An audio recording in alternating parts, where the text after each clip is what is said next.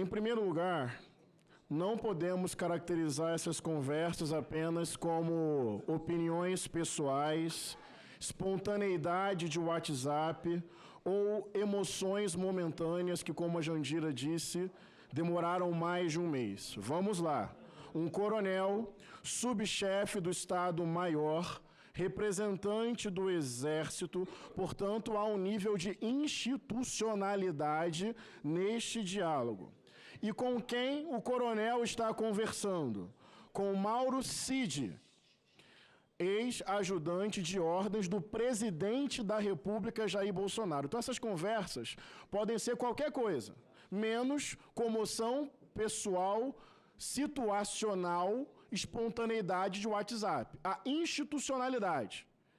Um coronel conversando com alguém diretamente ligado ao presidente da República, Jair Bolsonaro. Esse é o primeiro ponto. Segundo ponto, no início da sua primeira explanação, o senhor disse o seguinte: existiam pessoas que acreditavam que o resultado das eleições era legítimo e outras que não acreditavam. É uma pergunta rápida.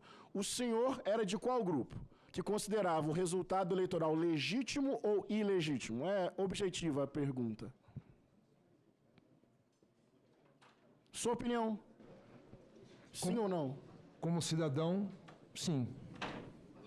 O resultado eleitoral foi legítimo? Sim, foi legítimo. Perfeito, obrigado. Isso é muito importante para tudo que vem depois.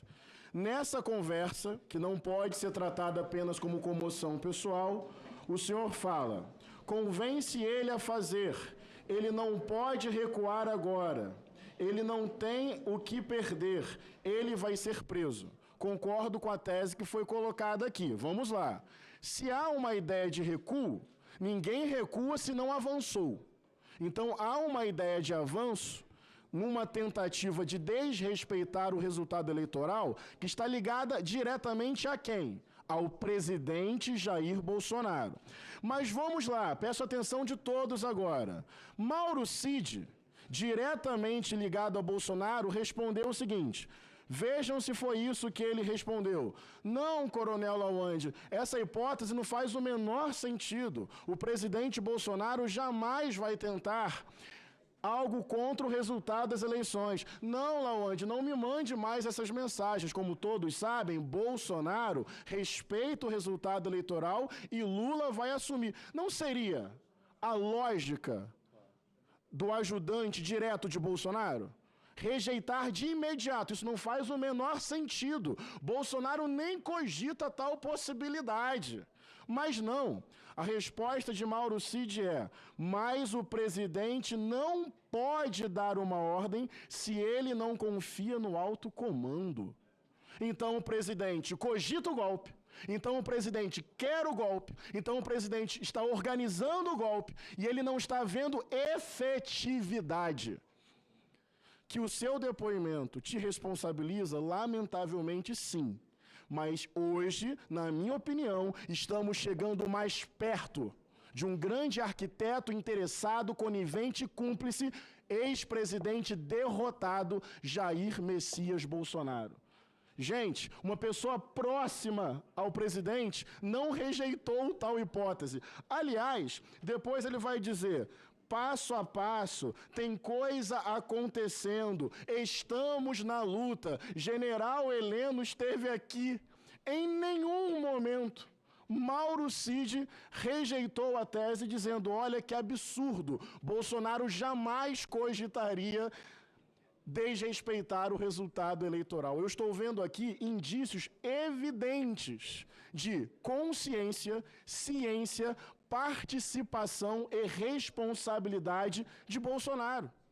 Porque a sua tentativa como coronel de insuflar o golpe está muito evidente. Nem os bolsonaristas vão te defender, nem o teu mito vai te defender, porque o bolsonarismo não tem pena de ninguém, o bolsonarismo não gosta de ninguém.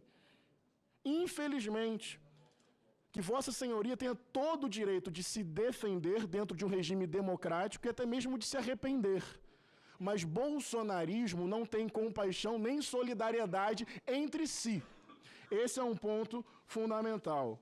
Depois, o Senhor diz o seguinte, só queria pedir um pouco de silêncio, só para eu poder me concentrar mesmo. Então ferrou, vai ter que ser pelo povo mesmo. Veja, por que seria necessário confiar no alto comando para dar uma ordem de apaziguamento? Não faz sentido, nenhum sentido. Veja, ferrou por quê? O que vai ter que ser pelo povo mesmo? Então nós temos agora a seguinte situação, vamos lá.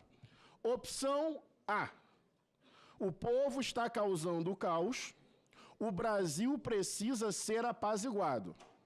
Nessa opção que o senhor coloca, nesse lugar, o presidente Bolsonaro não está apaziguando o povo, não está diminuindo a tentativa de um golpe, e nessa opção, os bandidos são os bolsonaristas que estão nos acampamentos, insuflando contra a democracia. Não tem o povo no genérico. Aliás, Vossa Senhoria fala em dois lados. Eu nem sei se eu concordo com isso. Teve uma eleição, teve um resultado, oficialmente ninguém questionou, e tem uma parte indo para a rua, tocando o terror e colocando-se contra o resultado eleitoral. Nessa opção, os bandidos são os bolsonaristas que Bolsonaro não está apaziguando. Opção B, os bandidos, eu acho que é isso que o senhor poderia dizer. Na sua visão de mundo, são aqueles que discordam de você, que votaram em Lula, os petistas, os socialistas, os comunistas, os democratas, ou qualquer eleitor do Lula e o próprio Lula. Nesse caso, opção B, o senhor participou de uma conspiração contra a democracia e não viu êxito ou efetividade. E nesse caso, o Bolsonaro também sabe, é cúmplice, conivente, tem ciência e está tentando uma efetividade para fazer isso. Nas duas opções tem algo de muito errado, na sua participação e do presidente. Na primeira, de novo vou pedir silêncio.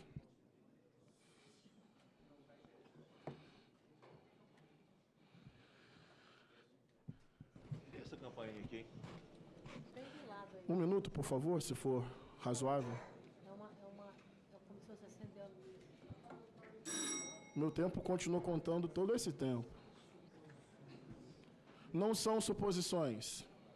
Estou me baseando na própria narrativa do depoente, fazendo com firmeza e coragem, porque o que está em jogo aqui é se esse país vai ser do Coronel Ustra ou do Frei Tito. Aqui nem sei se é esquerda ou direita, é campo da democracia ou campo da barbárie, do neofascismo, do autoritarismo, da ditadura, da tortura, do fanatismo religioso, do ódio, do carro-bomba, do negacionismo, da terra plana, não tem vírus, genocídio. Aqui é campo democrático contra a barbárie. E dentro do campo democrático cabe muita divergência, porque isso é pluralidade e democracia. Por isso a minha firmeza, mas nada contra a sua pessoa, sua dignidade, seu direito de se defender num regime democrático, com a sua integridade física e emocional preservada. A minha firmeza é fruto dessa consciência de uma tarefa histórica. Não tem duas narrativas aqui, eu discordo dessa tese. Existiu uma tentativa de golpe. O senhor estava conversando com Mauro Cid, diretamente ligado a Bolsonaro. Foi encontrado no celular dele um texto buscando base jurídica para desrespeitar o processo eleitoral. Ou o presidente não estava agindo para apaziguar os ânimos dos bandidos, que seriam os próprios bolsonaristas, ou ele estava cogitando e tentando viabilidade para não entregar a presidência a Luiz Inácio Lula da Silva, eleito democraticamente. Nesse sentido, essas conversas ganham um teor que não pode ser colocado como opinião pessoal, comoção momentânea, diálogo de WhatsApp. É um coronel conversando com uma pessoa ligada diretamente ao presidente Bolsonaro. E eu termino dizendo o seguinte: vou pegar agora, Rubens, Rogério, algumas expressões do Mauro Cid, dialogando com as suas colocações. Passo a passo, tem coisa acontecendo, estamos na luta, General Heleno esteve aqui. Alguém considera a possibilidade de Bolsonaro não saber disso?